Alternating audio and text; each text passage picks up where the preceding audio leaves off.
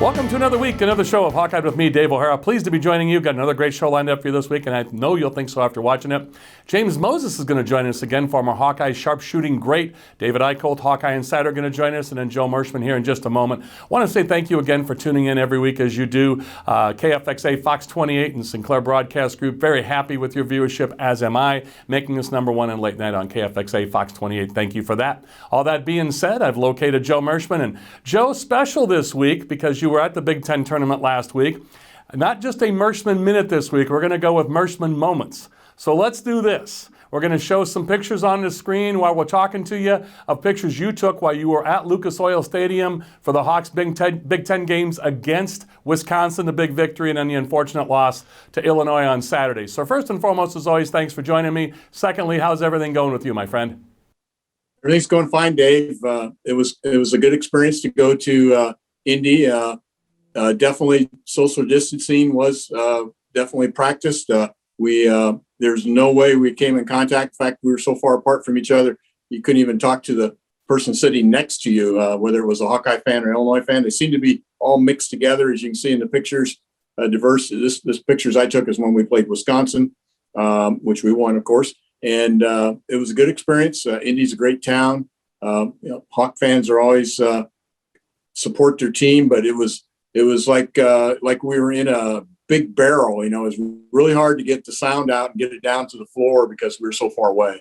As we look at these pictures, Joe, and the thing that amazes me is I thought there would be more sections. So if you got social distancing and they only allowed half or whatever percent they allowed into the stadium, why did they have Illinois fans sitting so close to Iowa fans? I just thought there'd be a little bit of a sectioning off of Hawkeye section, Illinois section. But I guess at this day and age, we're just glad to have the tournament since we didn't have one last year. What were your thoughts on that? Were there any problems or issues that you saw with that?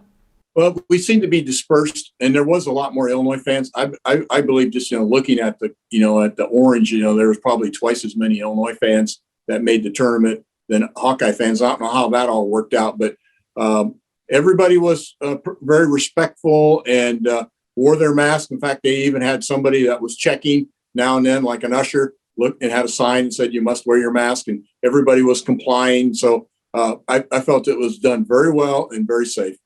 Well, we appreciate you giving us the pictures here to show on screen so the fans could at least see what that looked like. So let's ask you this as we roll into closing here in the next minute or so with you.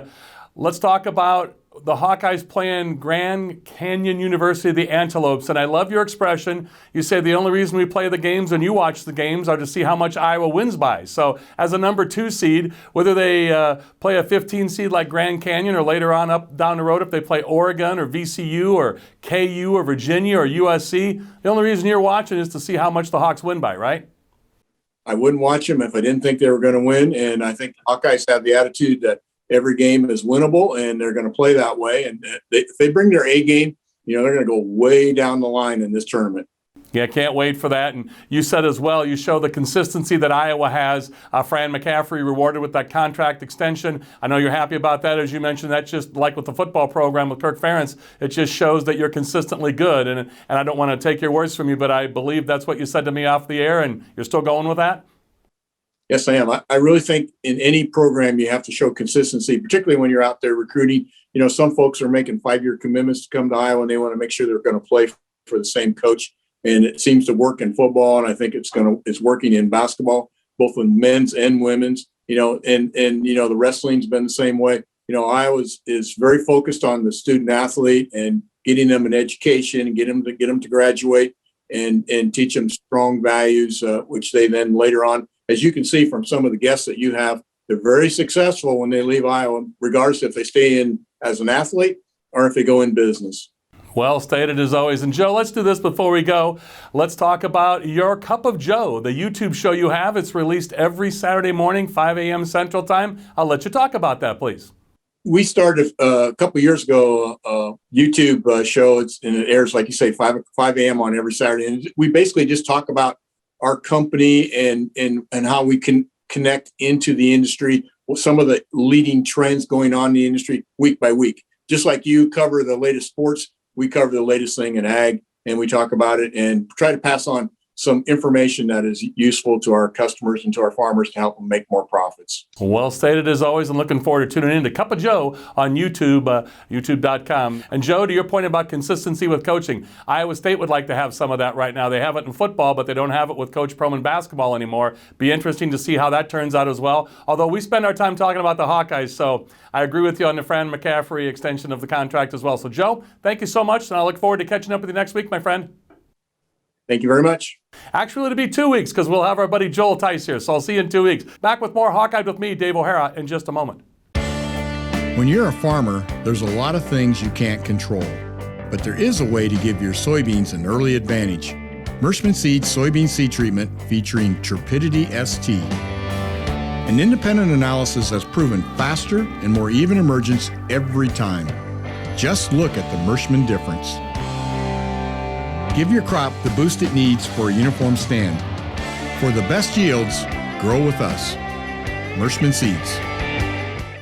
Welcome back to Hawkeyed with me, Dave O'Hara. And as you can see on the screen, I've located my buddy James Moses. James back for week 2 to join us and talk some Hawkeyes. As you can see, James is in sunny Florida on spring break with his wife Peg and kids. And his son just finished in the state basketball tournament last week for the state of Iowa at Des Moines Dowling Catholic. He's at spring training, as you can see, for the Tampa Bay Rays. His nephew, Michael Waka, pitcher formerly of the St. Louis Cardinals and formerly of Iowa, but now Texarkana, Arkansas, Texas, on the Texas side of the border, I guess, down there. But it's great to see you again, James, and you're in a little brighter, bluer territory than you were last week, my friend. How you doing? Oh, man, doing great. Loving this weather, loving all the different things that we are able to be a part of, and just came from the game, and now get a chance to talk with you a little Hawkeye basketball. So life's good. Life's going good. You and I were on radio together last week with our buddy Doug Wagner on WMT Radio and did a March Madness selection show. So let's get to it right away. And hey, by the way, for future reference, I'm going to sit and talk with you and your wife Peg, and we're going to see if we can get Michael Waka on the show at some time, again with Michael's Iowa roots. And your wife is from my home area. I'm up from Postville, Castelia, and your wife is from the Cresco area, Lourdes, and a little north of Decorah. So we're all in that same neighborhood. So we got to catch up at some time with Michael. But we got to get to more for the immediate future, the more important business, James, as we talked about on that selection show together last Sunday. The Hawks are the number 2 seed in the West region. Oh, by the way, Gonzaga is there as number 1. You've got KU at number 3, University of Kansas. Then you've got Virginia at number 4.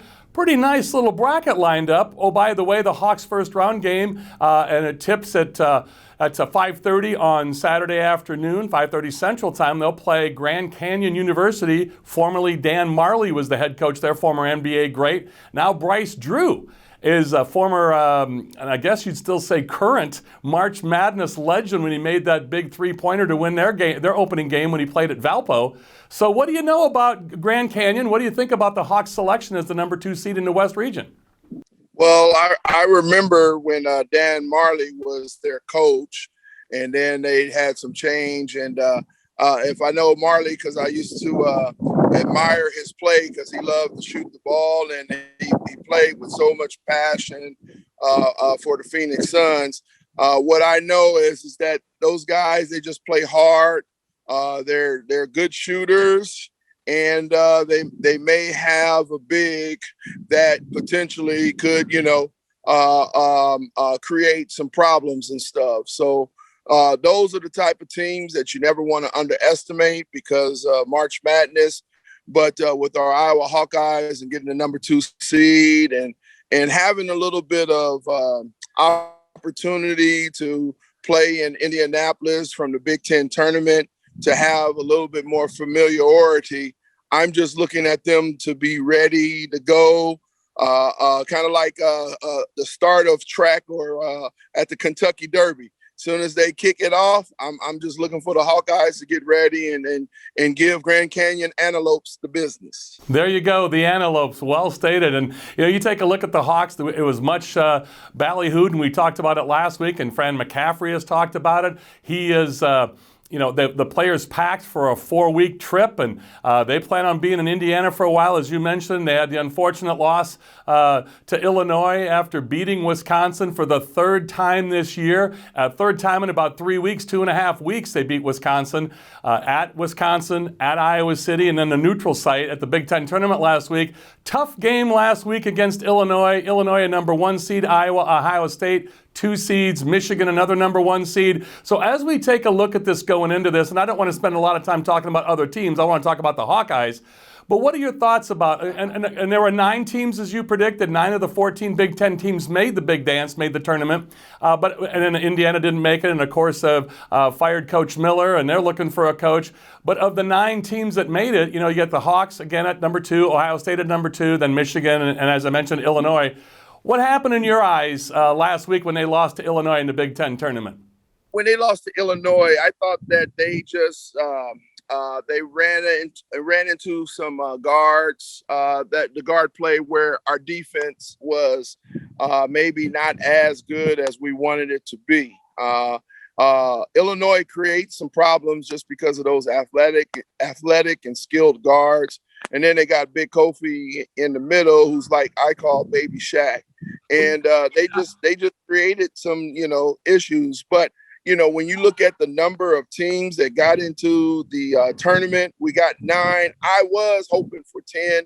But as you said, Indiana didn't. And I think the school officials thought that they should have, but didn't. So that was why Coach Miller was released, and now they're on the search to find somebody. But it's still a good representation of the Big Ten to have 9 of the Big Ten people to be placed into the tournament.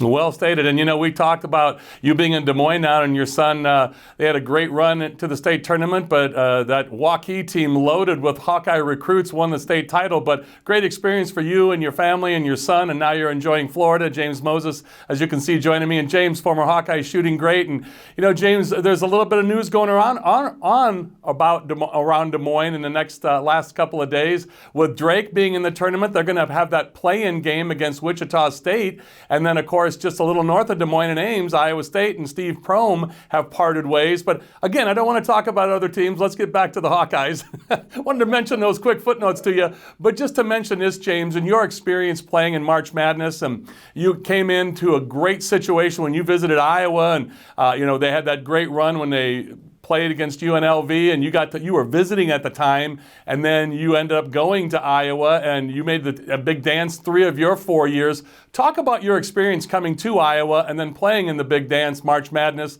during your playing days in the late 80s, early 90s at Iowa.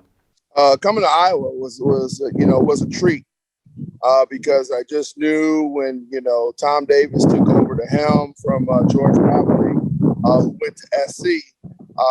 It was just, still that loyal part of me to want to be a part of Iowa since Tom Davis gave me my first offer when I was in the 7th grade when he was at Stanford. So I got a chance to see Iowa lose that game against UNLV, who was one of my other recruits with Jerry Tarkanian, and saw when they lost up in Seattle, but got a chance to see the Hawkeyes play at Pauley Pavilion, and for them to beat UNLV to go to the Sweet 16. So that was exciting because I got a chance to spend time with the players. And then I got a chance because my mom and dad had a big old Ford Econoline van. So I got a chance to take a lot of the players and have their first experience at Fat Burgers, which was a great time. And I got a chance to show them what a real California burger is all about. But we had a great time. My experience in the tournament, when I came as a freshman, we lost to Jim Valvano at North Carolina State. They had Chucky Brown, Chris Corciani, as well as Rodney Monroe. Rodney Monroe had 41 points, but most of those points came into the second half as we lost in double overtime in Rhode Island, Providence. It's Providence, Rhode Island. And so it's just one of those things that sucked my freshman year. My sophomore year, where it was just a bad year for the Hawkeyes. That 90, not the 90, but the 89-90 season. But then we end up coming back 90-91, went to the Metrodome, played East Tennessee State. If you remember, they had Mr. Jennings. Mr. Jennings was, just a very talented player, but we were able to shut him down. And then we end up matching up against Duke. And if you remember Duke at that time, they were able to qualify and meet UNLV in the championship, and they were able to, beat them with Grant Hill and Christian Laettner and Bobby Hurley, and just a plethora of talent that Duke had at that time. And then my senior year, we played in Greensboro, in Duke's hometown, and I don't know how we got them scheduled on our NCAA schedule again. But hey, it was what it was. We beat Texas in the first round, and that was an exciting game. And I got a chance to be close to a triple-double. I had, I think, 23 points, 16 rebounds, and 8 assists. Yep. We played against Tom Penders, and then we faced Duke. And people probably have seen a lot of the media attention that game had against Duke, because that was when Bobby Hurley confronted Christian Laettner, because Christian Laettner had one of his worst first half, and we had a great chance. But whatever Bobby said to Christian, they came back out and played better, and they were able to prevail, and that led to the infamous shot at the Spectrum when Christian Laettner hit that last-second shot after Sean Woods from Kentucky hit the shot beforehand, and what we still celebrate, Duke still celebrate today. Exactly. Great recollections going down memory lane with you. And yeah, I remember that huge game. You almost had the triple-double. And man, Duke was on a roll those years, as we all know. And some people don't like that very much, as you mentioned, and they beat you and beat Hawkeye fans. But yeah, a lot of the basketball world still not fans of Duke. But I got to say this to you, James, in closing, in the last couple of minutes I have with you for this week in this segment. Much was made about Fran McCaffrey in the offseason. Is it going to be the Fran fade? How's the team going to look coming down the stretch? Is Luka going to be tired? Well, Luka just is probably going to be the player of the year, should be, Naismith Award winner. He was first-team All-American and was named the player of the year in various other services so far in circles. What do you think about Fran's new extension? They locked up Fran for a few more years, at least for the next 7 or 8 years contractually. As we mentioned, Iowa State moving on from their coach and Steve Prohm. Iowa locking down Fran McCaffrey for more years. Your thoughts? I think it was a great investment for Iowa to do that with Fran. I think he was able to, keep the team where they are at during a tumultuous time. And, there was some backlash, and there was some growth. And as we know through life, there's lots of adversity, but he was able to still maintain it. And despite this pandemic, he's able to keep the team focused. And look at us, he was able to have Luka Garza come back. He was able to have Wieskamp, able to get Jordan Bohannon, which was his base. And he's done a great job. And so I see Fran as a good investment for Iowa going forward. And I still believe that he has, the tools and be able to recruit the tools that Iowa will need to continue its success. So a great day for Iowa, a great time for Iowa. But let's see what Coach McCaffrey can do come starting Saturday at about 5:30. And then any of the games afterwards, hoping that they get to the Final Four, can beat Gonzaga, and can make some noise and win this thing. You darn right, and we'll talk about it in following weeks as we record this on Tuesday afternoon. It airs on Friday on TV, and then, of course, online afterwards at DaveO'HaraSports.com. But the nice thing about that is we'll get a chance to go a few games and not have to go so far in advance. So we'll talk about this Grand Canyon University game against the Hawkeyes, number 2 against the number 15 seed in the Hawkeyes. So, James, thank you so very much. Continue to enjoy Florida. Man, you've had that smile on your face the whole time, and who could blame you? Look at that bright, beautiful, big blue sky behind you, and you're at spring training with your wife Peg and family and your kids and the rest of the family, seeing Michael Waka pitch for the Rays, former Iowa resident. And Michael still has family in Iowa, and you and your wife, he's your nephew. So James, thank you so much for carving out time for us. Looking forward to catching up with you very soon down the road, and go Hawks, my friend, as you always say to me.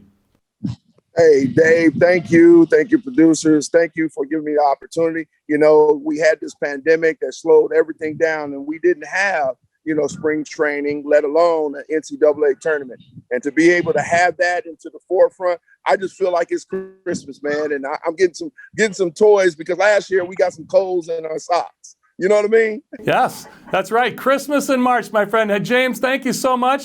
And we'll be back with more Hawkeye with me, Dave O'Hara. We'll close out the show with Hawkeye insider David Eickholt. Back with more in just a few moments. Hi, I'm Joel from Tice Chevrolet. We've lived through some very interesting times the last few months. Ensuring everyone's safety is more important than ever. That is why we're participating in the Chevy Clean program. At your request, we will pick up your vehicle, service it, and return it after we've cleaned it using the current CDC guidelines. This is just another way to work towards exceeding your expectations. So give us a call and let us show you what it means to be part of the Tice Automotive family. Welcome back to Hawkeye with me, Dave O'Hara. As you can see on the screen, I've located my buddy David Eickholt, Hawkeye Insider at 24/7 Sports via social media or at David Eickholt, as you see on the bottom of the screen, all of David's information. Wow, wow, wow, what a show we have. We can actually extended time with David Eickholt today, a full segment. Cannot wait to get to so much news with David. Hawkeye's got a big recruit in Riley Mulvey, Hawkeye basketball, adding to that tradition-rich talent. But let's start with first, congratulations and a good luck to the Iowa Hawkeye men's wrestling team going to nationals this weekend in St. Louis, and also the Iowa Hawkeye women as a number 5 seed, David. And they've got a big game upcoming on Sunday morning at 11 o'clock against Central Michigan. Hawkeye men, obviously a number 2 seed, Saturday afternoon, 5:30 against Grand Canyon University. And Bryce Drew, formerly Dan Marley, was the head coach, NBA star. Now they got Bryce Drew. But David, let's talk about the Hawkeye women first. Bluder's Bunch getting it done. Again, thanks for joining us. Now, how's everything going with you, my friend? Everything's going good, Dave. Yeah, like you said, Bluder's Bunch got the job done. Caitlin Clark's going to be one of the most exciting players in all of the tournament, as well as she's been all year with her combination of three-point shooting and playmaking ability, leading the nation in points, I think second in assists. I mean, that's must-watch television. And under the radar kind of storyline for you, Dave, you know who they can meet in the Sweet 16, right? Paige Buchers and the number 1 seed UConn Huskies. And Paige obviously is a phenomenal freshman, probably going to be the future face of college basketball, along with Caitlin Clark. But you got to love the potential opportunity for those two outstanding freshmen to go head to head. I mean, you talk about box office basketball at any level, it's not going to get any better than Paige Buchers and Caitlin Clark. Well stated. And I was going to say Gino Auriemma, the legendary coach at UConn, out right now with testing positive at COVID. And if that game happened, he'd be back, hopefully, in time for that. So you got to give it to Lisa Bluder and Coach Bluder and the rest of that staff and team. David, a Big Ten championship, they lose in the Big Ten tournament to the eventual champion, a number 2 seed overall, and number 2 seed in the women's tournament, Maryland. I'll tell you what, the Hawkeyes, nobody expected much this year, although with Caitlin Clark, you expected something. But David, the rest of the staff and coaching staff and Coach Bluder getting the team to rally around the freshmen, pretty great stuff. You go from Allie Disterhoff to Megan Gustafson, and now you got happening with a freshman and Caitlin Clark. Pretty heady stuff for the Hawkeye women. You got to give it to them. No, definitely, Dave. And I think you throw in Kathleen Doyle in that situation as well. I mean, they find such great role players. I mean, Monica Cesano broke the Big Ten tournament scoring record. Caitlin Clark broke the single tournament assist record of 37 over 4 games. And what Lisa Bluder's done with that program, it really is phenomenal. And you talk about a bright future for that team and that program, Dave. I think people are going to be very excited about it. And I think Carver is going to be absolutely rocking next year when they get Cesano back, they get Clark, and the freshmen continue to kind of progress as time goes on. I mean, there's a very bright future, I think, for Iowa women's basketball fans and for that team. Well, speaking of bright future, we talked to Joe Mershman earlier. I'm going to talk to James Moses about this. A lot happening around Des Moines with Drake making the tournament and the play-in game against Wichita State. That could be an eventual Iowa-Drake matchup, potentially, if Iowa gets past either Oregon or VCU after they get past Grand Canyon University and then KU and Virginia, how it all plays out as a 3 and 4 seed. But also a lot happening just north of Des Moines with Steve Prohm being ousted at Iowa State. And I don't want to get into talking about other teams. So what I do want to talk about, though, is conversely, big time different than Iowa State situation, Iowa extends Fran McCaffrey. And you and I have talked about this on this show. You've been big on social media talking about this. Not the Fran fade this year, and instead of the Fran fade, fans are getting extra time with Fran McCaffrey. What are your thoughts, or what are you hearing about the extension that Fran signed with the university? Yeah, Dave, I thought it was very interesting. I was talking to a couple buddies the other night before the extension got announced, and I said, yeah, if Fran makes the Sweet 16, I think they will announce something. I certainly didn't expect to wake up the next day and find out there's been a 4-year extension.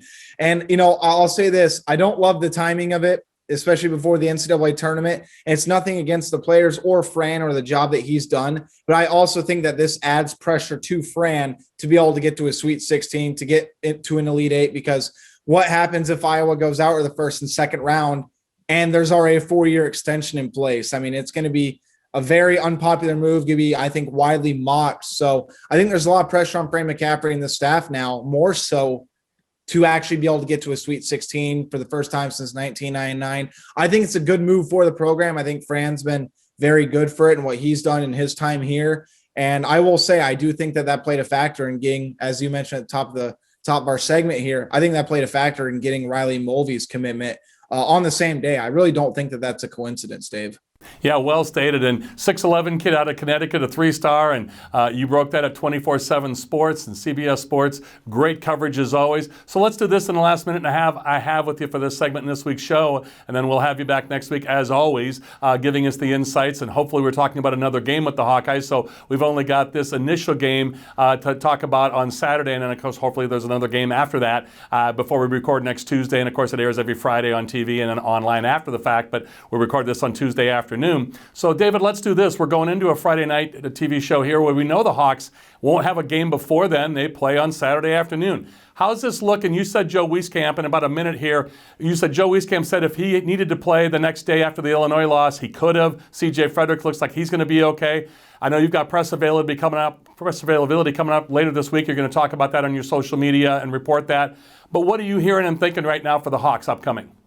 I think that this rest, Dave, is so crucial for this team. Like I said, Joe Wieskamp could play. C.J. Frederick could play if they had to, but I think the extra time and the rest for guys that are just so beaten up too. I mean, you talk about a guy who's not going to complain publicly about being beat up, Dave. There's probably no player more beat up than Luka Garza with the punishment that he's taken, playing 38 minutes a game against guys like Kofi Coburn, against Nate Reavers, against Micah Potter, against these Big Ten bigs. I think the 5 or 6 days of rest, Dave, I think that's going to be a huge, huge thing going down the stretch, especially since Grand Canyon's top 2 players are big men. Of course, they'll have to handle the physicality of Luka Garza, and they haven't exactly been battle tested by big-time Big Ten competition. Right, and we know Grand Canyon ranks near the top of the country in opponent field goal percentage, so they like the defense there. Let's do this, David. Let's put a pause to it right there. Great stuff from you as always. Look forward to catching up with you next week, and hopefully we're talking about a Hawkeye victory over Grand Canyon and whomever else they play, whether it be VCU and Oregon, when we catch up with you next week, David. Thank you.